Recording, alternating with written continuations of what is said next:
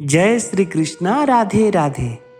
आज अगहन मास के शुक्ल पक्ष की परम पुण्यदायिनी एकादशी तिथि है और इस एकादशी पर आइए हम एकादशी का महात्म कथा श्रवण करते हैं, जिसके श्रवण मात्र से सभी पापों का क्षय हो जाता है, व्यक्ति वैकुंठ को प्राप्त होता है। तो आइए इस पावन कथा का हम श्रवण करते हैं। बोलिए लक्ष्मी नारायण भगवान की जय, बोलिए राधे कृष्ण चंद्र भगवान की जय। युधिष्ठिर बोले, संसार को रचने वाले, विश्व के स्वामी, पुराण पुरुषोत्तम, तीनों लोकों को सुख देने वाले और साक्षात विष्णु रूपी मैं आपकी वंदना करता हूँ। हे देव देवताओं के ईश, मुझे कुछ संदेह है। इस संसार के उपकारार्थ आप पापों के क्षय के निमित्त मैं आपसे पूछता हूँ कि अगहन मास के शुक्ल पक्ष की एकादशी का क्या नाम है, इसकी व्रत विधि किस प्रकार है और उसमें किस देवता की पूजा करनी चाहिए। हे स्वामी, मुझे विस्तार पूर्वक यथावत वर्णन करिए। श्री कृष्ण भगवान बोले, हे राजन, तुमने अच्छा प्रश्न किया है, इसी कारण मैं तुमसे विपुल यश संसार में हो रहे। हे राजेंद्र, मैं तुमसे हरिवासर अर्थात एकादशी का कथा कहता हूँ। अगहन के कृष्ण पक्ष की एकादशी उत्पन्ना नाम की है और वह मुझे अति प्रिय है। हे राजन, वह मूर नामक असुर के वध के निमित्त मार्गशीर्ष मास में मेरे शरीर से उत्पन्न हुई है, इससे वह मेरी परम प्रिय है। हे राजाओं में श्रेष्ठ, मैं उसे तुम्हारे सन्मुख तीनों लोकों का चराचर के निमित्त पहले कह ही चुका हूँ। हे राजन, अगहन मास में कृष्ण पक्ष में यह उत्पन्न हुई, इसीलिए इसका नाम उत्पन्ना रखा गया। अब मैं अगहन मास के शुक्ल पक्ष की कहता हूँ, उसका नाम मोक्षदा एकादशी है और यह संपूर्ण पापों को हरती है। इसमें तुलसी की सुंदर मंजरी और धूप दीप से दामोदर भगवान का यत्न पूर्वक पूजन करें। हे राजेंद्र, सुनिए, मैं पुराने की शुभ कथा कहूँगा। उसकी कथा सुनने मात्र से वाजपेयी यज्ञ का फल प्राप्त होता है। जिसके माता पिता अथवा पुत्र अधोगति में हो, वे इसके प्रभाव से निसंदेह स्वर्ग को जाता है। हे राजन, इस कारण इसकी महिमा को श्रवण करो। एक सुंदर चंपक नगर में जहाँ वैष्णव रहते थे, वहाँ राजाओं में श्रेष्ठ पुत्र के समान प्रजा का पालन करने वाला वैखानस नाम का राजा हुआ। उस राजा में चारों वेदों के जानने वाले ब्राह्मण निवास करते थे और राजा राज्य करता रहता। एक दिन वह राजा रात्रि के स्वप्न में अपने पिता को नरक में देखा और आश्चर्य युक्त होकर जल भरे नेत्रों से ब्राह्मण के आगे अपने स्वप्न को कहने लगा, हे ब्राह्मणों, मैंने अपने पिता को नरक में देखा है। तब उन्होंने कहा, हे पुत्र, मेरा उद्धार कर, मैं अधोयोनि को प्राप्त हूँ। हे ब्राह्मणों, जब से पिता को इस प्रकार कहते हुए मैंने देखा है, तब से मुझे सुख और चैन नहीं है। यह मेरे विशाल राज और सुख मेरे को नहीं भा रहा है। घोड़ा, हाथी और रथ, यह सब मुझे अच्छे नहीं लग रहे हैं। कोसों से भी सुख नहीं है, इसीलिए कुछ सुखद मुझे नहीं है। हे श्रेष्ठ ब्राह्मण, स्त्री तथा पुत्र कोई अच्छे नहीं लग रहे हैं। मैं क्या करूं? कहाँ जाऊं? मेरा शरीर जल रहा है। हे विप्रों, दान, व्रत, योग आदि कोई ऐसा उपाय बतलाओ जिससे मेरे पूर्वज मोक्ष को प्राप्त हो जाए। जिसका पिता नरक में पड़ा है, वह बलवान पुत्र के जीवन में क्या फल? उसका जन्म व्यर्थ है। अब ब्राह्मण बोले, हे राजन, यहाँ से समीप ही पर्वत मुनि का आश्रम है। हे राजसिंह, वे भूत भविष्य सब जानते हैं, वहीं जाइए। तब वैखानस इस वृतांत को सुनकर ब्राह्मणों को प्रजाओं के सहित जहाँ पर्वत मुनि का आश्रम था वहां गए, जो आश्रम में शांत प्राकृतिक ब्राह्मणों तथा ऋग्वेद, यजुर्वेद, सामवेद और अथर्ववेदी विद्वान मुनि गणों से सुशोभित था। वहां मुनियों के सहित द्वितीय ब्रह्मा के समान पर्वत मुनि को देखकर राजा ने प्रणाम किया और मुनि से सातों अंकों का कुशल पूछकर राजा से कहा, तुम्हारा राज निष्कंटक तो है और राज में सब सुख शांति तो है। तब राजा ने कहा, हे विप्र, आपके प्रसाद से सातों अंगों में कुशल है। विभव और ऐश्वर्य अनुकूल होने पर भी कुछ विघ्न उपस्थित हो गया है। हे मुनि, मुझको संशय है कि इस कारण मैं आपसे पूछने आया हूँ। राजा का वचन सुनकर श्रेष्ठ पर्वत मुनि ध्यानवस्थित हो नेत्र मुंद कर भविष्य का विचार करते हुए एक मुहूर्त का ध्यान करके श्रेष्ठ राजा से बोले, हे राजेंद्र, हमने तुम्हारे कुकर्मी पिता के पाप को जान लिया है। पूर्व जन्म में तुम्हारे पिता ने द्वेष के कारण एक स्त्री में कामासक्त हो, दूसरी स्त्री की रक्षा करो, ऋतु दान दो। इस प्रकार कहने पर भी तुम्हारे पिता ने ऋतु भंग किया और तुम्हारे पिता ने इतने आग्रह करने पर भी उसने ऋतु दान नहीं दिया। इस पाप से वह नरक में पड़ा है। राजा ने कहा, हे मुनि, इस व्रत और दान के करने से पाप युक्त नरक से उद्धार हो जाएगा, तो उस उपाय को हमसे कहिए। मुनि बोले, अगहन शुक्ल पक्ष में मोक्षदा नाम की हर तिथि होती है। तुम सब लोग उस व्रत को करो और पिता को वह पुण्य दान कर दो। इस पुण्य के प्रभाव से उनको मोक्ष प्राप्त हो जाएगा। तब मुनि का वचन सुनकर राजा अपने महल में आए और भरत कुल में श्रेष्ठ युधिष्ठिर। जब राजा को अगहन की एकादशी प्राप्त हुई, तब राजा ने स्त्री, पुत्र, सेवक और संपूर्ण निवास के सहित विधिवत व्रत करके उसका पुण्य अपने पिता को दिया। इस पुण्य को देने से आकाश से पृथ्वी पर फूल की वर्षा हुई। उस पुण्य से वैखानस का पिता देवदूत से प्रशंसित हो उठा और स्वर्ग को गया। आकाश में राजा वैखानस को स्पष्ट शब्दों में कहा कि हे पुत्र, सदा तुम्हारा कल्याण हो।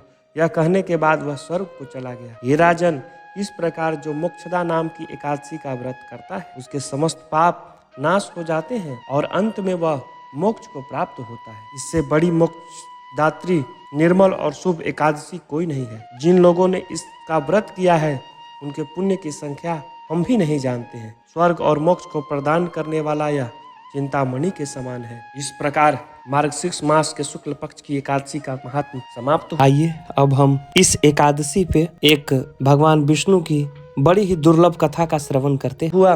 बोलिए लक्ष्मी नारायण भगवान की जय, बोलिए कृष्ण भगवान की जय। एक बार भगवान विष्णु और योग माया गरुड़ पर बैठकर कैलाश पर्वत पर गए। द्वार पर गरुड़ देव को छोड़कर श्री हरि और योग माया भगवान शिव से मिलने अंदर चले गए। तब कैलाश की प्राकृतिक शोभा को देखकर गरुड़ भगवान मंत्र मुग्ध हो गए। तभी उनकी नजर एक खूबसूरत छोटी सी चिड़िया पर पड़ी। चिड़िया काफी सुंदर थी। गरुड़ जी का सारा ध्यान उस सुंदर चिड़िया की तरफ आकर्षित होने लगे। उसी समय कैलाश पर यमराज पधारे और अंदर जाने से पहले उन्होंने उस छोटे से पक्षी को आश्चर्य की दृष्टि से देखा। गरुड़ समझ गया कि उस चिड़िया का अंत निकट है और यमदेव कैलाश से निकलते ही उसे अपने साथ यमलोक ले जाएंगे। गरुड़ जी को बहुत ही दया आ गई। इतनी छोटी सी और सुंदर चिड़िया को मरता हुआ नहीं देख सकते थे, इसीलिए उन्होंने उसे अपने पंजे में दबाया और कैलाश से हजारों कोस दूर एक जंगल में चट्टान के ऊपर जाकर छोड़ दिया और खुद वापस कैलाश पर आ गए।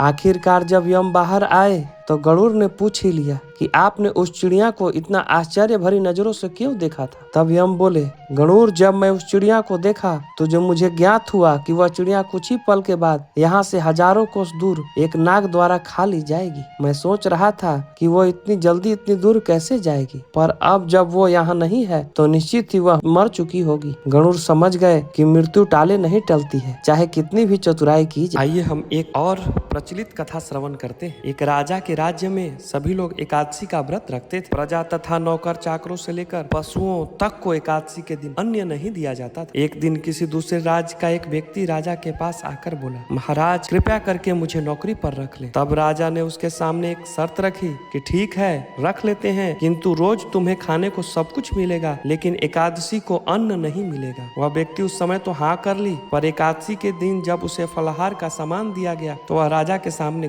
गिड़गिड़ाने लगा, महाराज, इससे मेरा पेट नहीं भरेगा, मैं भूखा ही मर जाऊंगा, मुझे अन्न दे दो। राजा ने उस शर्त की बात याद दिलाई, पर वह अन्न छोड़ने को राजी नहीं हुआ। तब राजा ने उसे आटा, दाल, चावल आदि दिए। वह रोज की तरह नदी पर पहुंचा और स्नान कर भोजन पकाने लगा। जब भोजन बन गया तो वह भगवान को बुलाने लगा, आओ भगवान, भोजन तैयार है। उसके बुलाने पर पीताम्बर धारण किए भगवान चतुर्भुज आ पहुंचे तथा प्रेम से उसके साथ प्रसाद पाने लगे। भोजन करने के बाद वे अंतर ध्यान हो गए और अब वह अपने काम पर चला आया। 15 दिन बाद अगली एकादशी को वह राजा से कहने लगा कि महाराज, मुझे दुगना सामान दीजिए, उस दिन तो मैं भूखा ही रह गया। राजा ने कारण पूछा तो उसने बताया कि हमारे साथ भगवान जी खाते हैं, इसलिए हम दोनों के लिए सामान पूरा नहीं हो पाता। यह सुनकर राजा को बड़ा आश्चर्य हुआ। वह बोला, मैं नहीं मान सकता कि तुम्हारे साथ भगवान खाते हैं। मैं इतना व्रत रखता हूँ, पूजा करता हूँ, पर भगवान ने मुझे कभी दर्शन नहीं दिए। राजा की बात सुनकर वह बोला, महाराज, यदि विश्वास न हो तो साथ चलकर देख लें। राजा एक पेड़ के पीछे छिपकर बैठ गया। उस व्यक्ति ने भोजन बनाया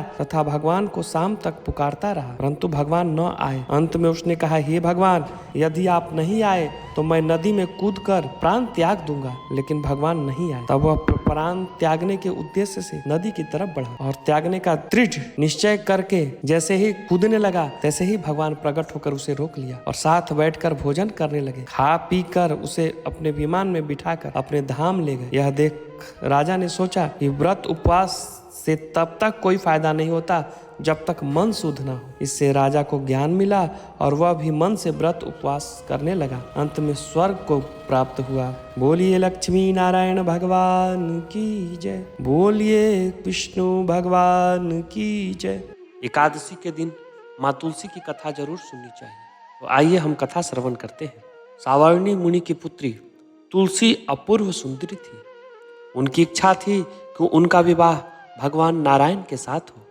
इसके लिए उन्होंने नारायण पर्वत की घाटी में स्थित बद्री वन में घोर तपस्या की। दीर्घ काल तक तपस्या करने के उपरांत ब्रह्मा जी ने प्रसन्न होकर दर्शन दिया और वह वर मांगने को कहा। तुलसी ने कहा, सृष्टिकर्ता ब्रह्मदेव, आप अंतर्यामी हैं, सबके मन की बात आप जानते हैं। फिर भी मैं अपनी इच्छा से बतलाती हूँ। मैं चाहती हूँ कि भगवान श्री नारायण मुझे पति के रूप में मिले। ब्रह्मा ने कहा, तुम्हारा अभिष्ट तुम्हें अवश्य मिलेगा। अपने पूर्व जन्म में किसी अपराध के कारण तुम्हें शाप मिला है। इसी कारण भगवान श्री नारायण के एक पार्षद को भी दानव कुल में जन्म लेने का श्राप मिला है। दानव कुल में जन्मने के बाद भी उसने नारायण का अंश विद्यमान रहेगा।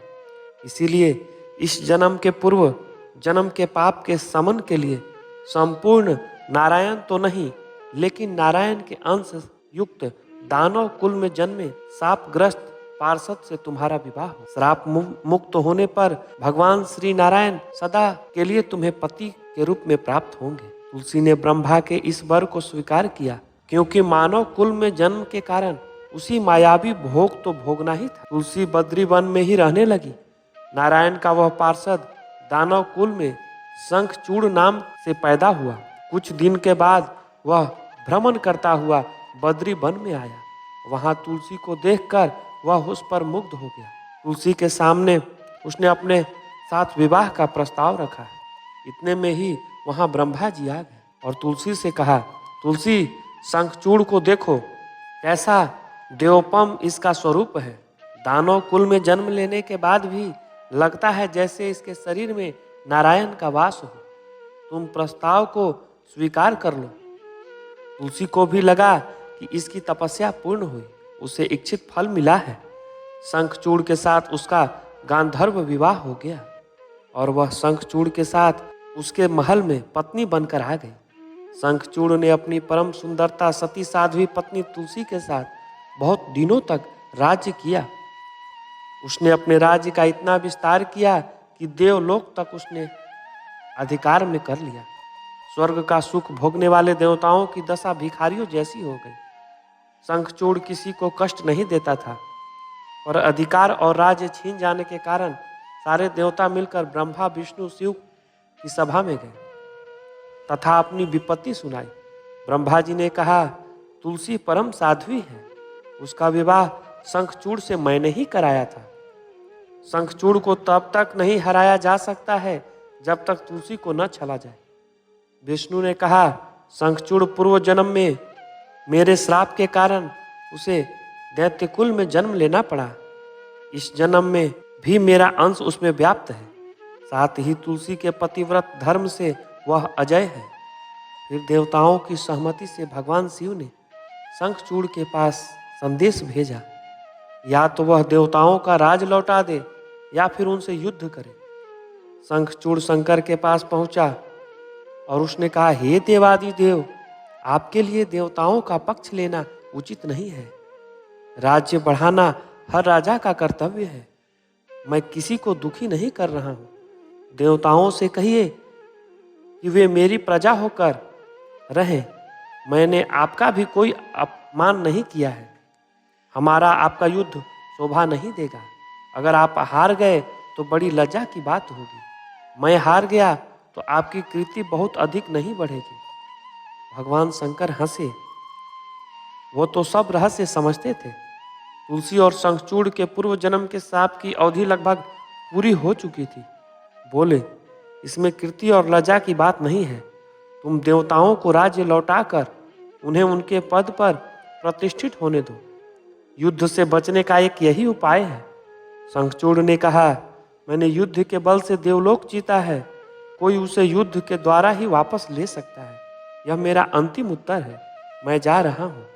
ऐसा कहकर शंखचूड़ चला गया।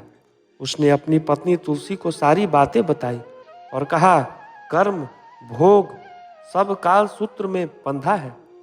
जीवन में हर्ष शोक भय सुख दुख मंगल अमंगल काल के अधीन है। हम तो केवल निमित्त हैं। संभव है भगवान शिव देवों का पक्ष लेकर मुझसे युद्ध करें। तुम चिंता मत करना, तुम्हारा सती तेज मेरी रक्षा करेगा। दूसरे दिन भगवान शंकर के नेतृत्व में देवताओं ने युद्ध छेड़ दिया। शंखचूड़ ने भीषण बाणों की वर्षा कर उनका वेग रोका। उनके प्रहार से देवता डगमगाने लगे। उसने दानवीय शक्ति का प्रयोग करके मायावी युद्ध प्रारंभ कर दिया। युद्ध स्थल पर वह किसी और को दिखाई नहीं देता था, पर उसके अस्त्र शस्त्र का प्रहार कर देवताओं को घायल करने लगे थे। देवगण अपने अस्त्र चलाते तो किस पर चलाते, क्योंकि कोई शत्रु सामने था ही नहीं। कई दिनों तक इस तरह भयंकर युद्ध चला। शंखचूड़ पराजित नहीं हुआ। तब शिव ने विष्णु से कहा, कुछ उपाय करिए, अन्यथा मेरा सारा यश मिट्टी में मिल जाएगा। विष्णु ने सोचा, बल से तो शंखचूड़ को हराया नहीं जा सकता है, इसीलिए छल का सहारा लेना होगा। उन्होंने तुरंत अपना स्वरूप शंखचूड़ जैसा बनाया और अस्त्र शस्त्र से सज्जित होकर तुलसी के पास गए और बोले, प्रिय, मैं युद्ध जीत गया। सारे देवता भगवान शंकर समेत हार गए। इस खुशी में आओ, तुम्हें मैं अंग से लगा लूं। पति को प्रत्यक्ष खड़ा देखकर तथा विजय का समाचार सुनकर वह दौड़कर मायावी शंखचूड़ के गले से लिपट गए। इस प्रकार पति पत्नी दोनों ने आलिंगन में खूब खुशी मनाई। पर पुरुष के साथ इस प्रकार से व्यवहार से उसका सतीत्व तेज नष्ट हो गया। उसका सती तेज जो शंखचूड़ की कवच के रूप में रक्षा कर रहा था, वह कवच नष्ट हो गया। शंखचूड़ शक्तिहीन हो गया। यह जानते ही कि भगवान शंकर ने अपने त्रिशूल का प्रहार किया है। त्रिशूल को लगते ही शंखचूड़ जलकर भस्म हो गया। शंखचूड़ के मरने के बाद भगवान विष्णु ने अपने असली स्वरूप में आ गए और सामने अपने पति शंखचूड़ के स्थान पर भगवान विष्णु को खड़ा देखकर तुलसी बहुत ही विस्मित हुई। उसको पता लग गया कि स्वयं नारायण ने उसके साथ छल किया है। क्रोध में आकर उसने श्राप दिया, एक सती स्त्री का सतीत्व भंग करने के अपराध में तुम हृदयहीन पत्थर हो जाओगे। विष्णु के शाप को सिरोधार्य कर कहा, देवी, तुम्हारे तथा शंखचूड़ के कल्याण के लिए मुझे ऐसा करना पड़ा। तुम दोनों को श्राप मुक्त करना था। तुम भी अब शरीर त्याग कर तुलसी विरवा के रूप में जन्म लोगी और मेरी पूजा तुलसी दल से होगी। मैं शालिग्राम पत्थर बनूंगा। मेरे शीश पर तुम आदर से विराजमान रहोगे। तुम्हारा पति की हड्डियों के चूर्ण से शंख की उत्पत्ति होगी। उस शंख ध्वनि से देवता तथा मेरी पूजा आराधना होगी। जहाँ शंख ध्वनि होगी वहाँ मंगलमय मैं विराजमान रहूंगा। तुमने पूर्व जन्म में बद्री वन में मुझे पाने के लिए बड़ी तपस्या की थी। अब अगले जन्म में मैं नारायण प्रस्थ के रूप में बद्रीनाथ वन में स्थापित हो जाऊंगा। मेरी पूजा अर्चना फल फूल से ना होकर तुम्हारे तुलसी दल से होगी। मेरे शीश पर विराजमान होकर तुम मुझसे भी ऊंचा पद प्राप्त करोगी। इस कारण से शालिग्राम भगवान के ऊपर तुलसी सदा विराजमान रहती है। आइए अब हम एकादशी व्रत पर एक और कथा श्रवण करते हैं तुलसी माता का। इस कथा के सुनने से आपको एकादशी का पूर्ण फल प्राप्त होगा। एक परिवार में ननद और भाभी रहा करती थी। ननद अभी कुंवारी थी। वह तुलसी की बड़ी सेवा करती थी, पर भाभी को यह सब फूटी आंख नहीं सुहाता था। कभी कभी तो वह गुस्से में कहती थी कि जब तुम्हारा विवाह होगा तो मैं तुलसी ही खाने को दूंगी तथा तुलसी ही तेरे दहेज में भी दूंगी। यथा समय जब ननद की शादी हुई तो भाभी ने बारातियों के सामने तुलसी का गमला फोड़ कर रख दिया। भगवान की कृपा से वह गमला स्वादिष्ट भोजनों में बदल गया। गहनों के बदले भाभी ने ननद को तुलसी की मंजरी पहना दी तो वह सोने के आभूषण में बदल गई। वस्त्र के स्थान पर तुलसी का जनेऊ बनाकर रख दिया तो वह रेशमी वस्त्रों में बदल गया। ससुराल में उसके दहेज आदि के बारे में बहुत बड़ाई हुई। इस पर भाभी को बड़ा आश्चर्य हुआ और तुलसी की पूजा का महत्व उसको समझ में आ गया। भाभी की भी एक लड़की थी। वह अपनी लड़की से कहती थी कि तू भी तुलसी की सेवा किया कर, तुझे भी बुआ की तरह फल मिलेगा। पर लड़की का मन तुलसी की सेवा में नहीं लगता था। लड़की के विवाह का समय आया तो भाभी ने सोचा कि जैसा व्यवहार मैंने अपनी ननद के साथ किया था उसी के कारण उसे इतनी इज्जत मिली, क्यों ना मैं अपनी लड़की के साथ भी वैसा ही व्यवहार करूं। उसने तुलसी का गमला फोड़कर बारातियों के सामने रख दिया, परंतु इस बार मिट्टी मिट्टी ही रही। मंजरी व पत्ते भी पहले के रूप में ही रहे। जनेऊ जनेऊ ही रहा। सभी बाराती भाभी की बुराई करने लगे। ससुराल में सभी लड़कियां की बुराई कर रहे थे। भाभी ननद को कभी भी घर में नहीं बुलाती थी। भाई ने सोचा कि मैं ही बहन से मिलाऊं। उसने अपनी बहन से मिलने की इच्छा अपनी पत्नी को बतलाई तथा सौगात में ले जाने के लिए कुछ मांगा। भाभी ने थैले में ज्वार भर कर कहा, और तो कुछ नहीं है, यही लेकर जाओ। वह दुखी मन से चल दिया। भला बहन के घर कोई ज्वार लेकर जाता है? बहन के नगर के समीप पहुंचकर उसने एक गौशाला में गाय के सामने ज्वार का थैला उलट दिया। तब गौपाल ने कहा, हे भाई, सोना मोती गाय के आगे क्यों डाल रहे हो? भाई ने उसे सारी बातें बता दी तथा सोना मोती लेकर प्रसन्न मन से बहन के घर गया और बहन को बड़ी प्रसन्नता हुई। कथा की लोक श्रुति यह है कि तुलसी के सेवा से दाम्पत्य जीवन सुंदर और प्रगाढ़ होता है। इस कारण से इस तुलसी कथा को अवश्य सुनना और पढ़ना चाहिए। इस प्रकार एकादशी व्रत कथा समाप्त हुआ। मिलते हैं नेक्स्ट वीडियो में, तब तक के लिए जय श्री कृष्ण।